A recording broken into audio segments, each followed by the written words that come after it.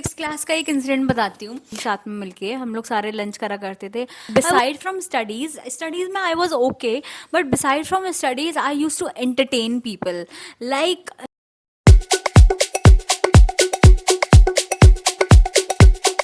जब हम सारे लंच करा करते थे साथ में, मेरी बातें कुछ ऐसी होती थी कि one of the girl, I would call her Dora, तो she told me to act और to play a comedy sketch during teachers day because you literally can make anybody laugh. तो मुझे वो चीज़ याद है कि उसने मुझे कॉम्प्लीमेंट करा था कि तू जाके एक कॉमेडी स्केच या फिर कुछ ऐसा परफॉर्म कर which will be very unique on teachers day. कोई करता भी नहीं है, ये सारे कॉमेडी स्केचेस वगैरह होते ही नहीं है टीचर्स डे में। 1 से लेकर 10 तक सारी परफॉर्मेंसेज डांस परफॉर्मेंसेज ही होती हैं, तो that will be something which will be very very unique. तो मतलब हंसाने का टैलेंट और एंटरटेनमेंट का टैलेंट बचपन से थोड़ा थोड़ा था, but I don't recognize it कि अच्छा कि इससे भी कुछ कर सकते हैं। पता है मैं जिस जगह ट्यूशन पढ़ती थी, actually one of my friend went to see Roy. उस टाइम पे रॉय लगी थी, ठीक है, मूवी, जिसको मैं देखने नहीं गई थी क्योंकि हम लोगों के यहाँ ज़्यादा मूवीज़ का घूमने फिरने का ये सब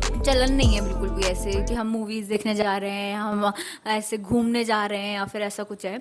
तो वो गई थी मूवी देखने और उसने मुझे बताया था कि यार बिल्कुल मत जाइयो मूवी देखने, ये वो बिल्कुल मत जाइए मूवी देखने, उसमें 2 कैरेक्टर्स हैं, बड़े कंफ्यूजिंग है, उसका प्लॉट कुछ समझ में ही नहीं आता है, ये वो जस्ट टू मतलब ऐसे फेंकते हैं ना बच्चे कि अच्छा हम भी गए थे मूवी देखने, तो बस ऐसे फेंकने के लिए अपने ट्यूशन में कि ओ मैं भी गई थी मूवी देखने। मैं अपने ट्यूशन टीचर को, मतलब मैं गली में एक दीदी के यहाँ पढ़ती थी ट्यूशन, वहाँ पर अपने ट्यूशन में अपनी चौड़ दिखाने के लिए मैंने उनको ये बोला कि मैं भी गई थी मूवी देखने, मतलब उस और मूवी का प्लॉट में ऐसे डिस्क्राइब, जैसे जैसे उसने बोला बिल्कुल वैसी वैसी मैंने उनको डिस्क्राइब करा। ऐसा अच्छा नहीं लगता है, उन्होंने बता दिया था उन्हें लास्ट में कि जो है मैं नहीं गई थी मूवी देखने, मेरी एक फ्रेंड गई थी मूवी देखने, तो पर फेंकने के लिए ऐसे बोल दिया था कि मैं गई थी मूवी देखने। तो वो बोलती है यार तुम बोल तो ऐसे ही रही थी कि बिल्कुल जैसे कि तुम ही गई हो मूवी देखने। तो आई यूज टू एक्ट, पर ये स्टोरी टेलिंग का और इन सब का, इससे भी कुछ हो सकता है भी, you can make money, you can go in to these fields, और उतनी अपॉर्चुनिटीज इस फील्ड में है नहीं है। तो आई वॉज ऑलवेज मतलब खींच के, जैसे होता है ना खींच के लेके आना, तो मैं ऐसी पढ़ाई की तरफ I had to move on. 7th में I had perform in annual function में, एक बार ही परफॉर्म करा था। हमारा एक ऐसा स्कूल है जो कि ग्लोबली प्रेजेंट है, तो हर स्टेट में ही नहीं हर कंट्री में उसकी ब्रांचेस खुली हुई हैं। I am blessed to study in that particular school. तो उसकी एक ब्रांच न्यू दिल्ली में भी थी, वहाँ पे जाके भी हमने सेम ही क्लासिकल डांस परफॉर्मेंस वहाँ पे दी थी, क्योंकि वो वेलकम डांस परफॉर्मेंस थी। तो I performed in New Delhi and I performed here in my school as well.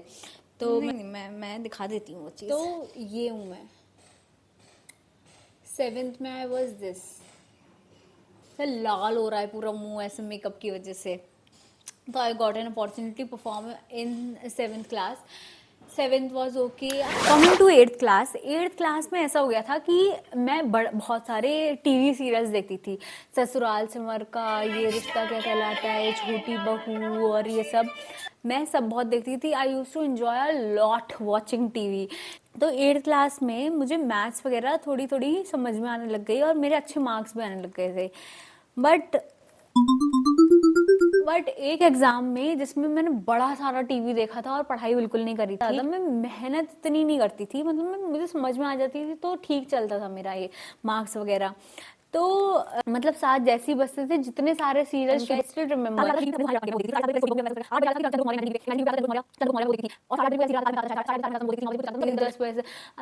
7 से 10 मेरे टीवी का स्लॉट था, मतलब इतना ज़्यादा मुझे टीवी सीरियल्स का शौक था, मैं सब देखती थी। तो उसके चक्कर में माई marks gradually dropped in 8th class. Maths में अच्छे मार्क्स नहीं आ रहे, मतलब जिस सब्जेक्ट में इंटरेस्ट है चलो वो तो आए, उसमें तो आए मार्क्स, तो वो भी नहीं आते थे। तो my class teacher was a very very sweet person, मतलब 8th क्लास की क्लास टीचर वो बहुत स्वीट थी। तो अगर बेकार टीचर्स थे उनका नाम नहीं लिया तो अच्छे वालों को भी नहीं लूँगी, ऐसे पार्शियलिटी मैं नहीं करती। तो 8th class teacher was very sweet. Let's call her Gulab Jamun for this video because she was sweet. तो मम्मी जाके उसमें पेरेंट्स टीचर मीटिंग में कंप्लेंट करती थी, बहुत टीवी देखती है, बिल्कुल नहीं पढ़ती है और ये वो खाओ ये वो। फिर मैं उनकी बात तो मानती नहीं थी, कम से कम गुलाब जामुन की तो बात मान लूँ। तो उन्होंने बोला कि बच्चे you have a lot of potential, you could do very very good in studies, but तुम्हारा टीवी तुम्हें रोक रहा है और ये वो। तो she is still there in our school और वो बहुत स्वीट हैं। तो उनकी बात मुझे समझ आई क्योंकि मुझे I was a rebel kid, ठीक है, मैं बहुत शैतानी करती थी।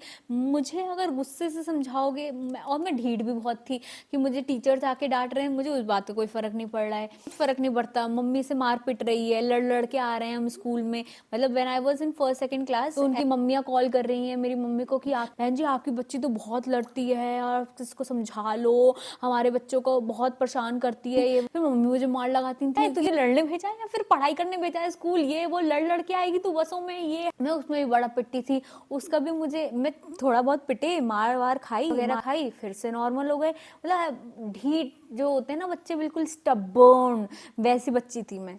तो उन्होंने प्यार से समझाया, देखो बच्चे you have a lot of potential. पहले तो तुमने तारीफ करी और फिर उसके बाद समझाया तो मैं समझ गई। तो मैंने फिर पढ़ना स्टार्ट कर दिया। जब 8th से 9th में आते हैं, जब 9th में तो भाई साहब क्या ही हो गया, मैं क्या हो गया भैया, क्या हो गया, मेरे नंबर क्यों नहीं आ रहे हैं, ये वो बड़े बेकार मार्क्स आते थे ये वो। फिर ऐसे एक दिन धक्का लगा कि भाई अगर इस स्कूल में औकात बनानी है तो पढ़ाई करनी पड़ेगी, ठीक है, पड़ेगी। और कोई बड़े बड़े काम तो करे नहीं हमने जीवन में। अच्छा हाँ, ये तो रह ही गया, आई मिस्ड समथिंग, मैं बता दूं। 7th और 8th क्लास इसलिए भी बहुत अच्छा था क्योंकि और वेकेशंस पड़ रही थी तो मैं नानी के घर गई थी।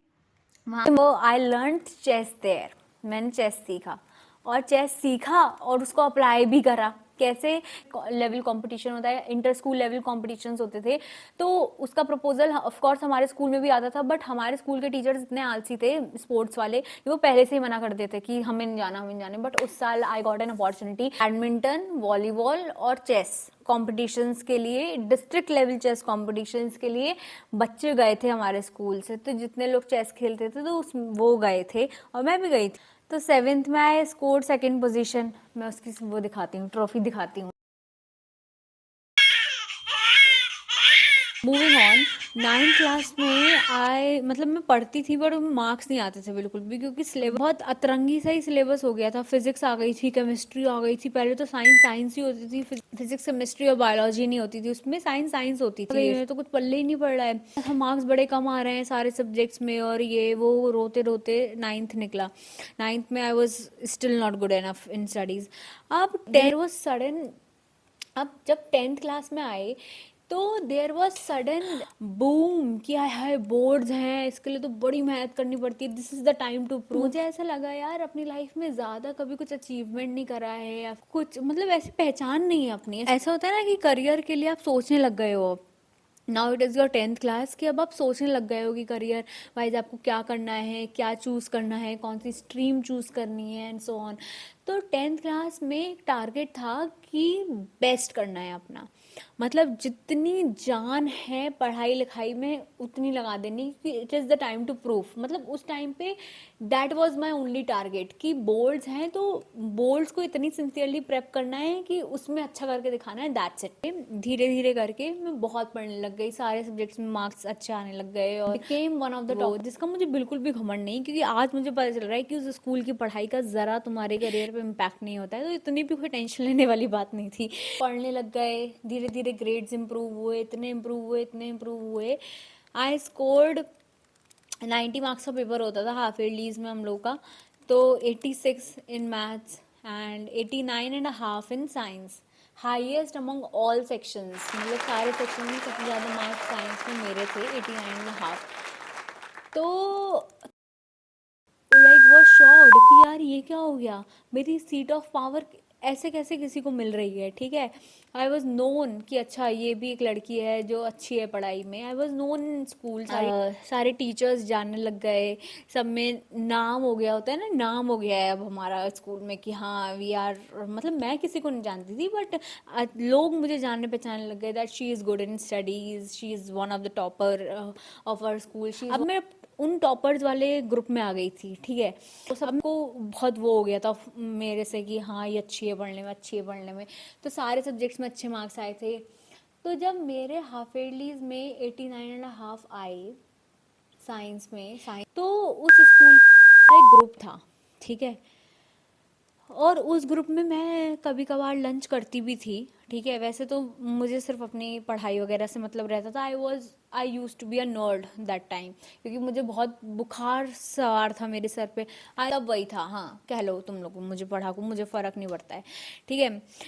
तो उसको और उस ग्रुप को मतलब मैं कर लेती थी लंच, क्योंकि अब मैं भी टॉपर हो गई हूँ, तो मैं भी अब उस ग्रुप में जा सकती हूँ, और उस ग्रुप के लोगों से मेरी बातचीत होने लग गई है और ये सब। तो things were decent between me and her group. But जब मेरे 9.5 मार्क्स आए 90 में से, ठीक है, सिर्फ आधा नंबर कटा था मेरा साइंस में, तो उस स्कूल की के ग्रुप को सहन नहीं हो पाया वो चीज़। लोग बड़े शॉक हो गए, वो तो आउट ऑफ शॉक जैसे मरी जाने वाली थी कि ऐसा क्या हो गया, ऐसे कैसे। उसमें से कुछ उसकी बेस्ट फ्रेंड थी, वो मुझे बोलती है कि एक्सेप्शंस आर ऑलवेज देयर, और उस स्कूल बर्दाश्त नहीं हुआ कि मेरे मार्क्स ऐसे आ कैसे गए। मतलब teachers use to favour that girl, that is a separate entity. चलो एटलीस्ट मैं एक बार को ये सोच सकी हूँ, मुझे उससे क्या मतलब, at least I am walking on math, ठीक है, तो मुझे उससे क्या ही मतलब, ठीक है। अगर तुम्हें ऐसा लग रहा है कि बड़ी मैं पागल थी मार्क्स को लेके, या तो हाँ ये बात सही है, क्योंकि the place where I am born in, वहाँ पे पढ़ाई is the only medium to stand out. कहीं ना कहीं सोसाइटी एंड सोसाइटी के लोग तुम्हें इम्पैक्ट करते हैं, तुम्हारे डिसीजंस को इम्पैक्ट करते हैं, एंड उसी के बदौलत, although I do have lots of creative talents, but कभी उसका करियर मैं बना सकूं, या फिर ना इतनी हिम्मत थी और ना इतना खुद को मैं बिलीव दिला सकती थी कि अच्छा I could make career out of my creative talents. ऐसा कभी हुआ ही नहीं। तो पढ़ाई was the only medium so that I could make and prove everybody. उस टाइम पे जोश भी रहता है कि अच्छा ये कुछ करके दिखाना है, so that to make our parents proud, ठीक है। तो उस जोश में मैं पढ़ती थी, मैंने पढ़ाई करी, मुझे लगता था कि this is the only medium to to show the world that I exist. मैंने पढ़ाई करी, बहुत पढ़ाई करी, ठीक है। तो हाँ, पढ़ने वाले बच्चों में से तो थे, एक्स्ट्रा क्रिएटिव टैलेंट्स थे, बट वो कुछ ज़्यादा ऐसे उसको कभी यूज़ में नहीं लेके आ सके कभी। तो उस ने और उसकी मम्मी ने, ठीक है, क्योंकि उसकी मम्मी तो सीनियर टीचर थी, तो वो तो सारे टीचर्स को जानती हैं, और वो सारे टीचर्स के साथ उनकी अच्छी भी बॉन्डिंग है। तो भाई साहब, मैं बताने वाली हूँ तुम लोगों को, सुनना ज़रा। मतलब अगर तुम ये सोचो कि you have to focus on yourself और तुम्हें अपने पाथ पे मूव करना है, उन्हें वो भी मंजूर नहीं है, ठीक है। People, these are the people who will make sure कि उनसे कोई ऊपर ना उठ पाए, ठीक है। तो उसने और उसकी मम्मी ने और उसके पूरे ग्रुप ने उसको, हमारे क्लास टीचर, हम लोग की सेम क्लास टीचर थी तब, हमारा ग्रुप वो सेम हो गया था, सेक्शन सेम हो गया था, ठीक है। तो उसने क्लास टीचर को जाके सबने मिलके रिक्वेस्ट करा कि इसका पेपर दोबारा रीचेक होना चाहिए, ठीक है, और माइन्यूटली सारी गलतियां चेक होनी चाहिए इसकी, ठीक है। और मेरी क्लास टीचर, जो कि बहुत अच्छी फ्रेंड थी शायद उसकी स्कूल की मम्मी की, उसने दोबारा से मेरे पेपर को रीचेक करा और फिजिक्स का और बायोलॉजी का अलग से सेक्शन रीचेक करवाया रिस्पेक्टिव टीचर से। और मेरे पूरे 2 मार्क्स, हाँ मेरे लिए हैं बहुत बड़े 2 मार्क्स, क्योंकि मेरे सबसे हाईएस्ट आए। तुम ऐसा कैसे कर सकते हो, मैं मानती हूँ उसको अनफेयर। तुम बहुत लोग को लग रहा होगा यार क्या छोटे छोटे मार्क्स के लड़ रही है और ये सब फालतू की स्टोरी सुना रही है, पर हाँ मेरे लिए थे वो मार्क्स बहुत अच्छे, क्योंकि बताया ना, पढ़ाई was the only medium so that I could gain recognization. तो मेरे 2 मार्क्स उसने कटवा दिए, ठीक है। एंड आई वॉज लाइक यार ये स्कूल है क्या है, there is no justice serve to me, why it is so like मैं क्या करूँ यार। मैं इतनी बेबस भी थी कि मैं क्या ही किसको जाके कंप्लेन करूँ या फिर किसको जाके बोलूँ ये चीज़ यार। सो लाइक आई रियलाइज्ड कि जिन लोगों के साथ तुम टाइम स्पेंड करते हो all of them are your well wishers. ये जो बैक स्टैबिंग है ना वो मैंने स्कूल में ही देख ली थी कि कैसे सारे झुंड मिला के एक हो जाते हैं when you are going upward. तो 10th क्लास में ये कारनामा हुआ था। उसके थोड़े कुछ कम आए थे marks but she did this के लिए और मैं कुछ कर भी नहीं सकती थी उसके लिए। देन 10th क्लास के वो हुए बोर्ड्स दिए मैंने, आई स्कोर 10 CGPA। मैं इस पॉइंट पे हूँ कि I am not at all proud of my those achievements, क्योंकि उस टाइम पे लगता था कि हाय 10 CGPA स्कोर करना है बस ये मैं। But now I have grown up, realise things are beyond studies. उन किताबों से पार भी एक दुनिया है जो समझने के लिए होती है। और पैसे कमाना is a different kind of a talent और पढ़ाई करना, मार्क्स लाना is a very very different kind of a talent. Class ऐसे चला, 10th क्लास निपटा, आई स्कोर 10 CGPA, उसके भी 10 CGPA, I scored a merit scholarship की 10 CGPA without any upgradation of grades और ये सब। तो 10th class was late, we went to 11th class. जो मेरी बेस्ट फ्रेंड थी उसका एक रिलेटिव थे, उन्होंने IIT JEE की प्रिपरेशन करी थी। तो मैंने और मेरी फ्रेंड ने डिसाइड करा कि यार हम भी दोनों साथ मिलके कोचिंग जाएंगे और स्कूल भी करेंगे, कोचिंग भी करेंगे। और मतलब उसका प्लान था IIT JEE करने का। मैं तो बायो लेने वाली थी क्योंकि मुझे तो डॉक्टर बनना था। मैं तो बहुत पढ़ाकू इंसान हूँ, तो मुझे हमेशा ऐसा था कि मैं डॉक्टर बनूंगी। ठीक है, डॉक्टर में तो बहुत पढ़ाई करनी होती है वो। पर मेरी बेस्ट फ्रेंड को JEE की कोचिंग करनी थी और IIT JEE करना था, इंजीनियर बनना था और वो थोड़ी ज़्यादा लॉजिकल थी मेरे से। तो उसने मुझसे शेयर करा ये वो। मैंने कहा यार ठीक है, फिर मेरी बेस्ट फ्रेंड अलग हो जाएगी मेरे से अगर मैं दूसरी स्ट्रीम लें, क्योंकि हमारे सेक्शंस डिफरेंट होते थे, 11th A C B ऐसे करके होते थे। तो मैंने उसमें फ्रेंडशिप के उसमें कि यार ठीक है मैं भी IIT JEE कर लेती हूँ, इक्वली पढ़ना पड़ेगा, उसमें भी इंजीनियरिंग ही कर लेते हैं। तो I finally decided to opt science in 11th class. और फिर हम दोनों सेम सेक्शन में हो गए। फिर हम दोनों ने डिसाइड करा हम सेम जगह से कोचिंग करेंगे। ट्यूशन भी जो 10th क्लास के ट्यूशन थे हम लोग वो भी सेम जगह से हमने लिए थे। तो आई डिसाइडेड कि चलो साइंस लेते हैं। हम दोनों ने मिलके एक बहुत ब्रांड नेम की ना, जैसे कि कोटा में होते हैं एलेन, रेजोनेंस और ये सब, तो वैसे ही एक बहुत बड़ा ब्रांड की कोचिंग रिसेंटली हम मेरे होम टाउन में खुली थी। तो वी बोथ वेंट और वहाँ पे हमने जाके अपना एनरोल कर दिया। मतलब उसका टेस्ट हुआ था ऑफ कोर्स, तो हमने जाके एनरोल कर लिया और वहाँ पे हमने एडमिशन ले लिया। ठीक है, और स्कूल प्लान ऑफ एक्शन ये था कि हम लोग स्कूल भी करेंगे, हम लोग IIT JEE की कोचिंग भी करेंगे और हम लोग बहुत मेहनत करेंगे और फिर हम फाइनली IIT जाएंगे। हम करके ही दिखाएंगे, दोनों मिलके करके दिखाएंगे, एक दूसरे के डाउट सॉल्व करेंगे और ये है वो है। बहुत बड़े बड़े प्लान्स हमने बना लिए। ठीक है, हम बड़ी बड़ी बातें करते हैं हम जो बिल्कुल प्रैक्टिकल रियलिटी में सच नहीं हो पाती है। जो डूब गया मेरा, रुको पानी पी आती हूँ। ने ज्वाइन करी और हम ही थे ऐसे कारनामे करने वाले हमारे स्कूल में। हम ही थे कि हम IIT JEE की कोचिंग ज्वाइन कर रहे हैं और हमारी क्लास टीचर को पता लग गया। हमारी क्लास टीचर वही थी जो 10th में थी, वही जिसने रीचेक करा था पेपर। जो क्लासरूम था, जो साइंस सेक्शन था, उसमें सब जगह तो फैल गई थी कि ये लोग IIT JEE की कोचिंग कर रहे हैं ये वो। मतलब दोनों ही अच्छे थे पढ़ाई में, बट मैं सनकी वाली होती है ना, सनक लग जाना किसी चीज़ की, तो मैं सनकी वाली थी पढ़ाई में कि इंटरवल पे भी बैठ के सॉल्व कर रहे हैं कोचिंग इंस्टीट्यूट का मटेरियल।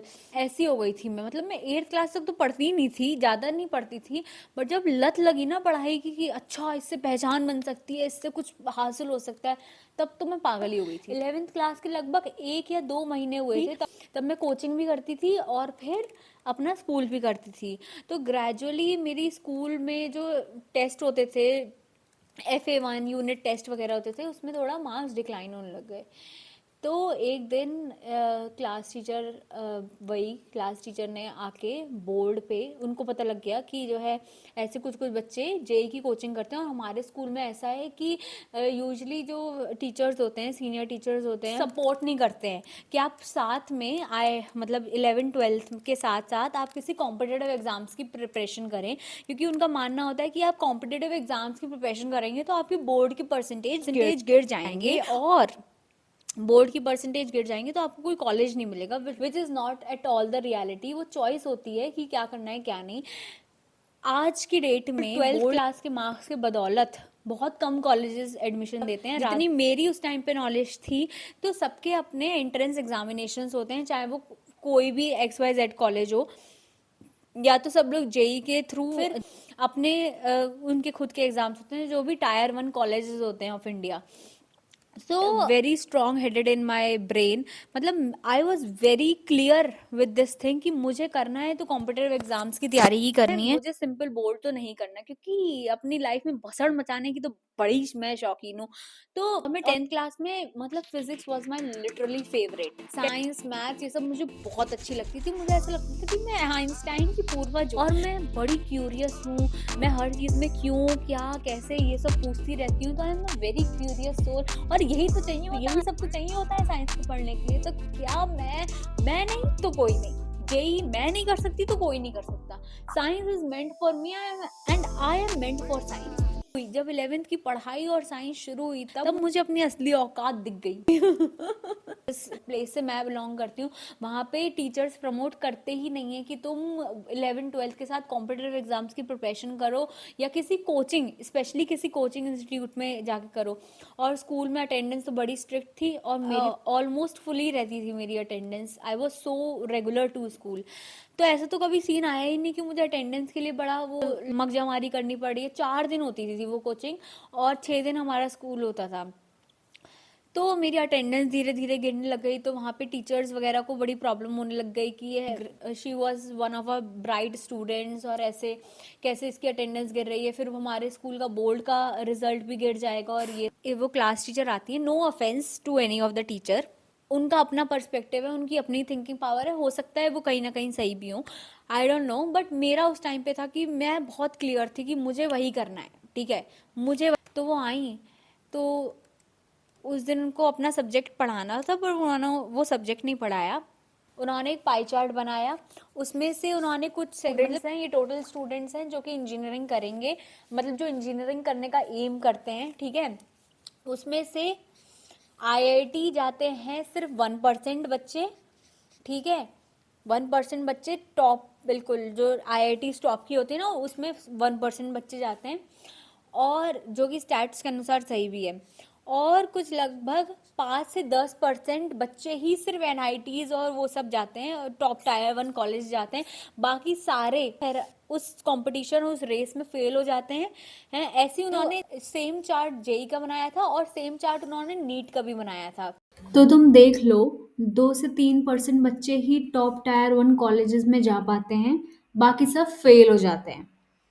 तुम देख लो, जो जो आईआईटी जेई की कोचिंग कर रहे हैं बच्चे, वो ध्यान रखें कि उनकी बोर्ड की परसेंटेज ना ड्रॉप हो जाए। उसके नेक्स्ट दिन ही मैंने स्कूल छोड़ दिया।